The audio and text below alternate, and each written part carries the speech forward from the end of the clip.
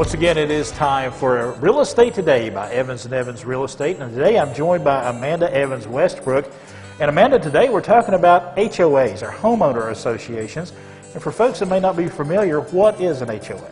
Well, an HOA is a homeowners association, and more or less, it kind of just protects your neighborhood. They have certain restrictions that you can and cannot do, just to protect the look and the feel of the neighborhood.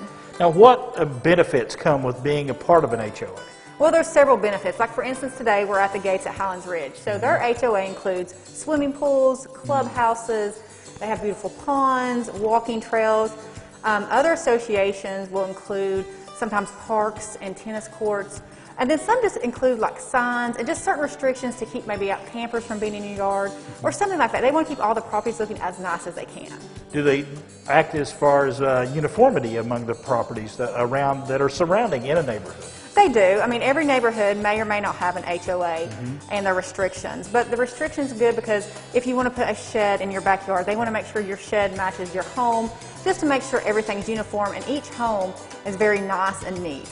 And I guess that's a decision you got to make when you're looking at a home, is whether you want to be involved with an HOA or if you want to buy somewhere else. That is correct, because a lot of the neighborhoods in East Tennessee do have HOAs, and they all have restrictions, which I think a lot of clients aren't aware of. So there may not be an HOA fee, but you do have the neighborhoods with the restrictions.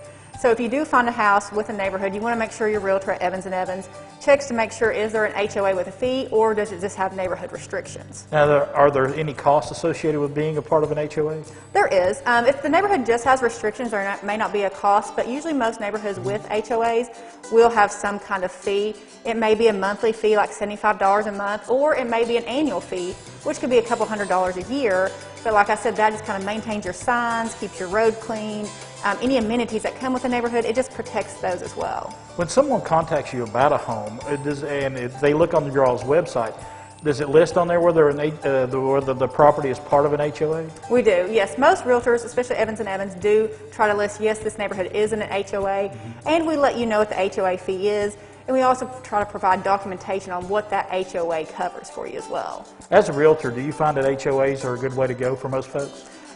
In my opinion, I do, because HOAs will help keep the neighborhoods nice and neat and clean, and they abide by your restrictions. But you have some people that just do not want an HOA. They've had a very bad experience, and that's okay too. That's why we kind of figure out, do you want an HOA, do you not want an HOA, and try to see what restrictions come with each neighborhood. All right, Amanda Evans-Westbrook, thank you so much. I found out a lot today, folks.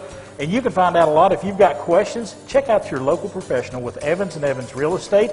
They can help you with all your questions concerning HOAs. And when we come back here in just a few moments, we're going to take a look at this beautiful home that we're in here in the Highland Gate community here in Johnson City. It is all part of Real Estate Today by Evans & Evans Real Estate. The preceding portion of Daytime Tri-Cities was sponsored by